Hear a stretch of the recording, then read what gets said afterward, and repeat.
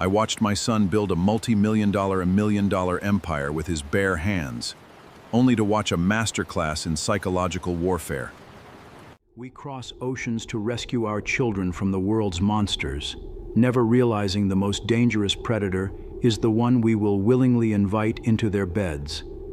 I watched my son build a multi-million-dollar empire with his bare hands, only to watch a masterclass in psychological warfare strip him down to a frozen delivery boy bleeding in the New York snow. If you think your family is safe from a calculated multi-generational trap, look closely at the person sitting next to you, because by the time you see the shadows, the trap has already sealed shut with ink and gold. As a father, there is a specific, quiet kind of prayer you make when you watch your firstborn son step out into the world. You pray that the calluses on your own hands will somehow spare his. You pray that the long, sleepless nights you spent building a humble life would buy him a sky with no ceilings. My son Ethan was the answer to every prayer I had ever whispered into the dawn. He was a boy built of light, ambition, and an unshakable, gentle grace. When he graduated with honors, he didn't ask me for a handout or a soft seat in an established firm. Instead, he built an empire from the dirt up, driven by an exhausting work ethic and a vision for the digital frontier. Ethan noticed what traditional brick-and-mortar merchants completely ignored: the booming online market for bespoke, luxury goods. With nothing but a laptop, an eye for exquisite craftsmanship, and a passion for quality, he launched an online men's luxury leather goods brand. He sourced the finest raw materials, spent days collaborating with old-school master craftsmen over the precision of a double-welt stitch, and photographed the finished products himself under the golden afternoon sun. Within 2 years, his brand became a household name among the coast-to-coast elite. Money flowed, but more importantly, respect flowed. He had the world at his feet, his future mapped out in smooth, unblemished leather and soaring profit margins. But then came the year the algorithm changed his life, not through business, but through a calculated tragedy, masquerading as a random social media notification. Her name was Chloe. She was a university student living in a city 1,000 miles away, separated from us by a vast cultural and geographic chasm. To Ethan, looking through the screen of his phone, she appeared like a poetic mirage. Her profile was a masterfully curated gallery of soft lighting, insightful quotes, and an angelic innocence that practically begged to be protected. What Ethan did not understand, and what I would spend the rest of my days regretting not seeing earlier, was that the digital world is a theater of shadows, where predators wear the faces of angels. Love didn't just blind my son. It crawled inside his mind and rewired his sanity. It began with late-night messages that stretched into the early hours of dawn, then progressed to hours-long phone calls where he would sit on the balcony, his face illuminated by the cold glow of his screen, completely oblivious to the world around him. Within 3 months, the brilliant businessman who could calculate a profit margin down to the last cent had completely vanished. In his place stood an addict, utterly consumed by a girl whose real face he had never even seen in person. The financial hemorrhage began softly, like a hairline crack in a massive dam. Ethan began dipping into the daily cash flow of his thriving business to send her lavish tokens of his affection. It started with imported chocolates and massive bouquets of long-stemmed red roses delivered to her doorstep via premium courier services. But Chloe's appetite was not built for flowers. It was built for stone, precious metals, and high fashion.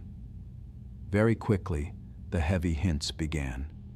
She would casually drop links to designer dresses and luxury accessories, complaining about her modest life, and Ethan would instantly buy them, paying exorbitant rush delivery fees just to hear her voice soften over the phone.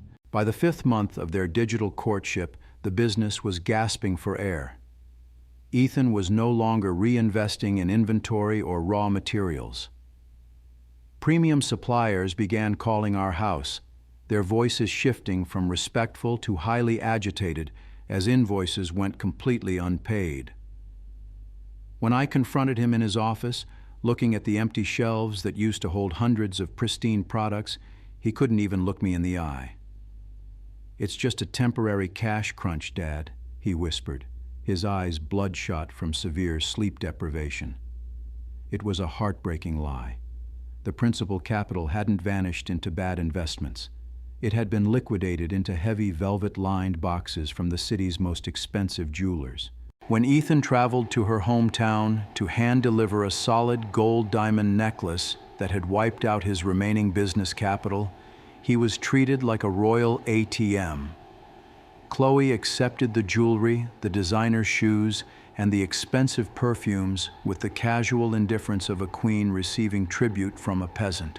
She took these treasures back to her home, a house located in a modest working-class neighborhood where the math of her lifestyle simply did not add up. Chloe was a full-time student with no job, no inheritance, and no independent source of income.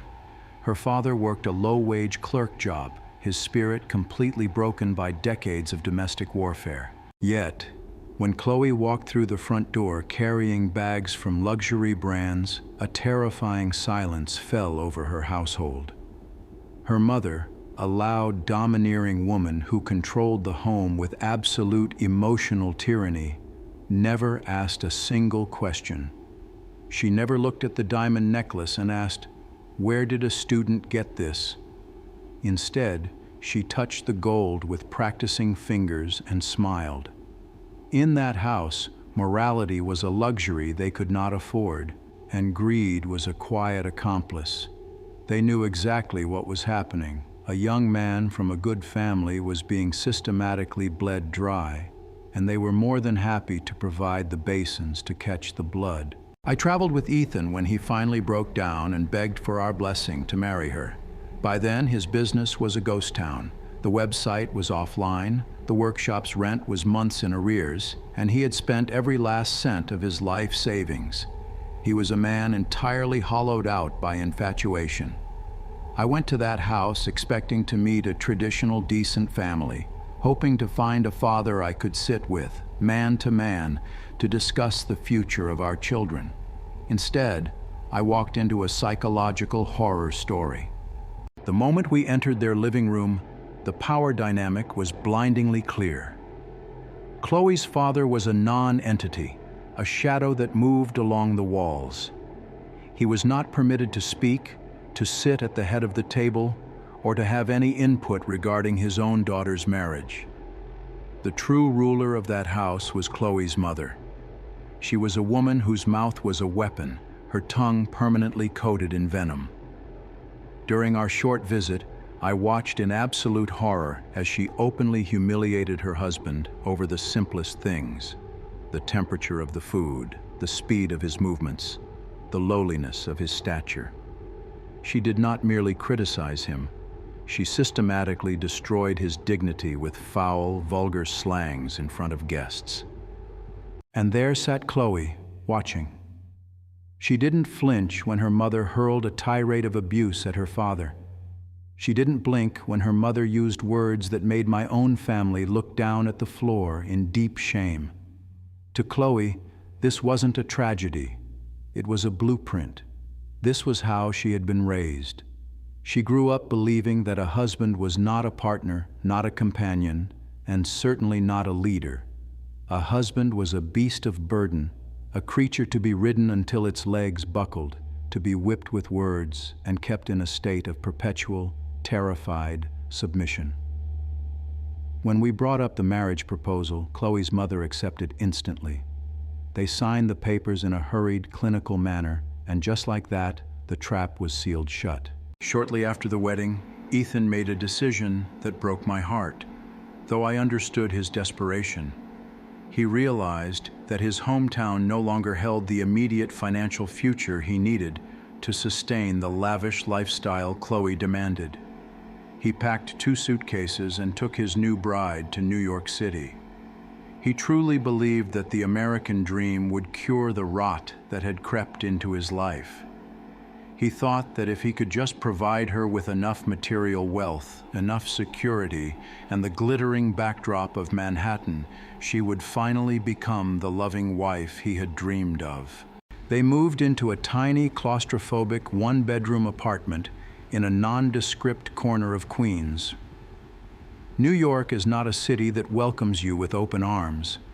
It is a giant concrete grinding wheel that demands your youth as currency. Ethan, who had once run his own business and commanded employees, swallowed his pride entirely. He took a low-level supervisor job at a local retail megastore. The pay was meager, barely enough to cover the exorbitant cost of rent, groceries, and the utility bills that arrived like clockwork every month. But Chloe didn't care about the logistics of survival. She only cared about the aesthetic of it. She wanted the life she saw on her social media feeds: expensive dinners in Manhattan, designer bags from Fifth Avenue, and a husband who existed solely to facilitate her comfort. To keep the peace and prevent her from turning that tiny apartment into a war zone of screaming matches, Ethan took on a grueling second job. My son became a ghost who lived on caffeine and sheer willpower. After finishing his 8-hour retail shift, he would pull on a heavy, insulated jacket, log into his phone, and begin driving for courier delivery apps. He drove his battered, second-hand gray sedan through the brutal, unforgiving New York winters. He would climb 5-story walk-ups in the dead of night, his boots frozen, his fingers cracked and bleeding from the dry cold, carrying heavy boxes up flights of stairs just to earn an extra $50. And what waited for him when he unlocked the door to his apartment at 2 o'clock in the morning? It was not a warm meal.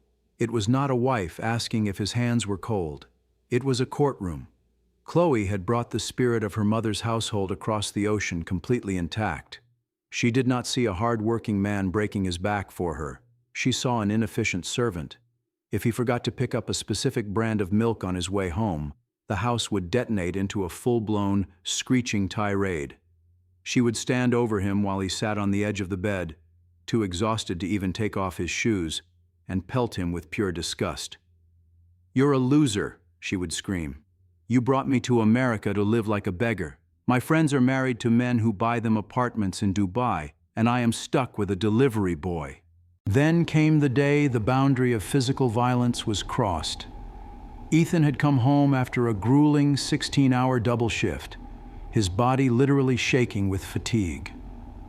Chloe was screaming about a luxury vacation she wanted to take, an expense that was utterly impossible given their tight budget. When Ethan softly tried to explain that they needed to save for winter utilities, she didn't just argue. She stepped forward and slapped him violently across the face. The sound of that impact echoed through the thin walls, a terrifying crack that broke something fundamental inside my son. He didn't hit her back. He had been raised to protect women, never to hurt them. He simply stood there, his cheek burning red, staring at a woman who looked at him not as a husband, but as an animal that needed to be trained through violence. For 2 long years, Ethan endured this living purgatory. He hid the bruises from us when we spoke on weekly video calls, forcing a smile that never reached his hollow, sunken eyes. When we asked how he was doing, he would always say, "Everything is fine, Dad. New York is just busy."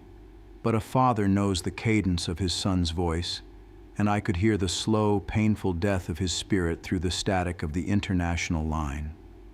Then, a temporary miracle occurred. Chloe became pregnant. When Ethan called to tell me the news, he wept openly. For the first time in years, I heard a spark of genuine hope in his voice. He truly believed that the arrival of a child would change everything, softening Chloe's sharp, bitter edges. Their daughter, Lily, was born on a rainy Tuesday morning in a public hospital. She was a beautiful, flawless little doll, carrying Ethan's soft eyes and a head of thick, dark hair. Ethan worshipped her. He would hold that tiny infant in his massive, calloused hands, weeping softly, promising her that she would never know poverty, never know fear, and never hear an angry word in her home. But the child did not save the marriage. She merely became another piece of ultimate leverage for Chloe. The moment they brought the baby home, Chloe checked out of the marriage entirely, weaponizing the child as a permanent, unarguable excuse to abandon every single shred of responsibility. Ethan's life shifted from a double shift to a triple shift. He would wake up at 5 a.m., clean the entire apartment, prepare meals for Chloe, wash the baby's bottles, and then rush to work. He would return home between his shifts to check on them, only to find the apartment in absolute chaos, dirty diapers strewn on the floor, while Chloe lay on the sofa scrolling through her phone, claiming she was too exhausted to move. If the baby cried for more than 2 minutes, Chloe would lose her temper, not at the child, but at Ethan, screaming into the phone at his workplace that he was a failure. Ethan began doing the laundry, scrubbing the toilets, and mopping the floors past midnight, his body functioning purely on the adrenaline of survival. The final act of this tragedy arrived during a brutal winter month when the cold seemed to seep into the very bones of the city. The cost of heating the apartment had skyrocketed, and Ethan's income had dropped due to the mechanical failure of his car. When the first of the month arrived, he looked at his bank account and felt a cold sweat break out across his neck. He was short $300 on the rent. Terrified of facing eviction with an infant daughter, Ethan approached Chloe while she was with the baby. He knew she had thousands of dollars tucked away, money from the gold jewelry he had bought her, which she had systematically liquidated into private cash accounts. "Chloe," he said softly, kneeling beside her chair so he wouldn't appear threatening. "I'm in a really tight spot this month. The car repair broke me and I'm short $300 for the rent. Can you please lend me that amount from your savings? I swear I will pay it back by the next paycheck. I just don't want the landlord to send us an eviction notice." Chloe stopped what she was doing. She looked down at my son as if he were a cockroach that had just crawled out from under the floorboards.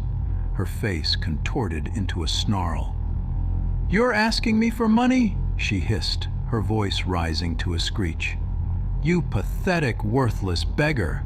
You brought me to this country and now you want me to pay for your roof? You're not a man. You're an embarrassment. You're an..." What Ethan didn't know was that a trap had already been set for him. Chloe's mother and her older sister had recently arrived in New York on tourist visas, a trip that Ethan himself had financed by maxing out his own credit cards for their airline tickets.